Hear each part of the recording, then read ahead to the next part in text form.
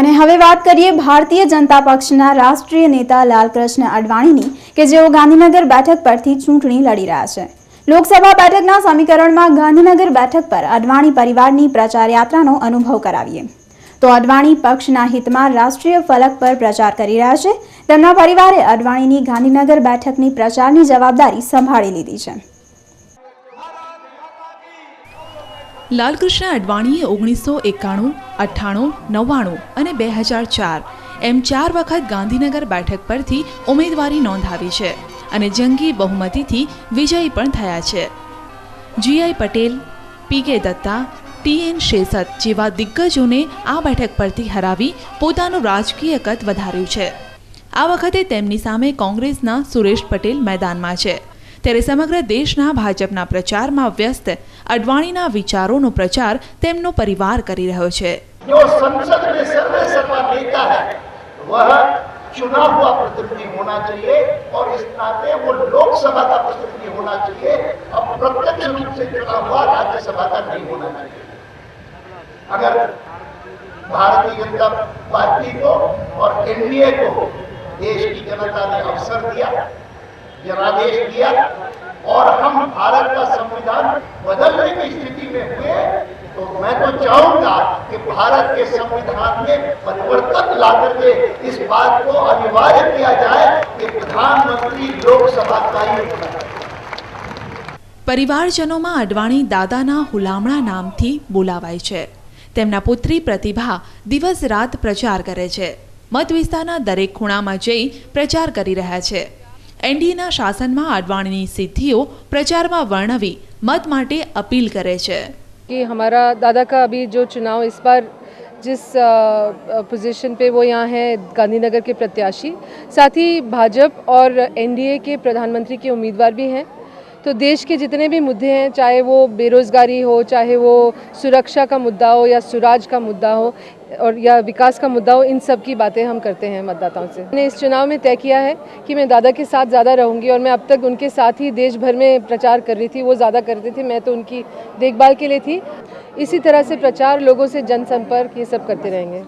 અડવાણીના પત્ની કમલાબહેન અડવાણીનું ઉપનામ અન્નપૂર્ણા છે। તેઓ સ્વભાવે ખૂબ જ શરમાળ અને ઓછા બોલા છે। તેઓ હંમેશા અડવાણી સાથે જ રહેતા હોય છે। તેઓ ખુદ પ્રચાર કરતા હોય લાલકૃષ્ણ અડવાણીની ગેરહાજરી વર્તાવા દેતા નથી। કાળઝાળ ગરમીમાં પણ પ્રચાર કરી રહ્યા છે। પુત્રી પ્રતિભા અને પુત્ર જયંત અડવાણીએ પ્રચારની બાગડોર સંભાળી લીધી છે। જયંત અડવાણી પિતાની લીડમાં વધારો થાય તે માટે તનતોડ મહેનત કરે છે। જયંત અડવાણી પિતાને લાગણીशील, प्रेमाळ, मुश्किली में रक्षण आपनारा गणावी रहा है। कई क्षेत्रों में जाने का अवसर मिला, जनसंपर्क किया, कार्यकर्ताओं से मिलने का अनुभव हुआ और जहाँ जहाँ मैं गया लोगों का एक अभूतपूर्व स्नेह, अभूतपूर्व समर्थन यहाँ पर मैंने लोगों में देखा है अडवाणी जी के प्रति और भारतीय जनता पार्टी के प्रति। मतदाता यहाँ काफ़ी उत्साहित हैं अडवाणी जी के प्रति और जैसा कि मैंने कहा पहले कि एक अभूतपूर्व स्नेह और अभूतपूर्व समर्थन उनका है अडवाणी जी के साथ। उनका काफ़ी पुराना जुड़ाव है। 1991 से लेकर आज 2009 तक अडवाणी जी यहाँ से लगातार प्रतिनिधि रहे हैं इस संसदीय क्षेत्र से और आज 5वीं बार वो यहाँ से चुनाव लड़ रहे हैं और जितनी बार भी वो यहाँ से चुनाव लड़े हैं बहुत अच्छे मार्जिनों से विजयी हुए हैं। बहुत अच्छे मार्जिन से यहाँ की जनता ने उन्हें पार्लियामेंट में भेजा है और इस बार भी ऐसा ही होगा। मतदाता उत्साहित हैं, पूरी तरह से भारतीय जनता पार्टी के साथ है। अडवाणी जी निरंतर यहाँ आते रहते हैं, लगभग हर महीने वो यहाँ पे एक बार ज़रूर आते हैं और जितने समय से वो यहाँ के संसदीय क्षेत्र में यहाँ पर रहे हैं, जितने समय से यहाँ के सांसद, तब से लगातार वो इस संसदीय क्षेत्र से जुड़े हुए हैं और 1991 से लेकर यहाँ तक आज 2009 तक वो लगातार यहाँ आते रहते हैं। जी, जहाँ तक आपने ये जीतने की बात कही, मैं यहाँ प्रचार उनकी जीत के लिए नहीं, उनके मार्जिन को बढ़ाने के लिए कर रहा हूँ। जीत उनकी निश्चित है, इसमें किसी को कोई संदेह नहीं। विरोधी भी जानते हैं यहाँ पे रिज़ल्ट क्या होगा। देश भर में सबको पता है गांधीनगर में क्या रिज़ल्ट होगा। जीतना उनका निश्चित है, किसी को कोई संदेह नहीं। मैं उनका मार्जिन बढ़ाने के लिए यहाँ प्रचार कर रहा हूँ। देखिए, जो उनकी एक इमेज है हार्ड लाइनर या उनकी एक इमेज है एक जिसे कहते हैं, जो उनकी जो मीडिया में जो एक इमेज प्रोजेक्ट की जाती है वो उस इमेज के विपरीत है बिल्कुल। एक वो नेतृत्व की दृष्टि से वो एक परिपक्व, सशक्त और मजबूत नेता हैं, लेकिन उनका जो व्यक्तित्व है अपने सार्वजनिक जीवन में, अपने पर्सनल लाइफ में, पॉलिटिकल लाइफ में उनका व्यक्तित्व अलग है और पर्सनल लाइफ में उनका व्यक्तित्व अलग है।